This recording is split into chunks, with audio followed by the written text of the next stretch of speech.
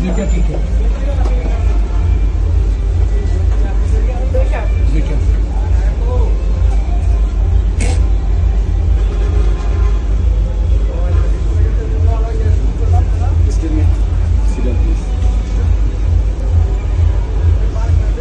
কত টাকা নিল? 350 টাকা প্রতিটি টিকিট, দুটি দাম 700 টাকা। না, খুব বেশি, এত হওয়া উচিত না। যাই হোক, আবার ভিতরে আপনার বাইরের খাবার নট এলাও। তো আমরা অবশ্য আগেই ওই বাইরে একটা হোটেল আছে, রফিক হোটেল, ওখান থেকে পেট পুড়ে খেয়ে ফেলেছি। দুজন 200 টাকায় খেয়েছি, চমৎকার খাবার। রফিক হোটেলে চলে আগে খেয়ে নেবেন, তারপরে ভিতরে চলে আসবেন। ওকে, থ্যাংক ইউ।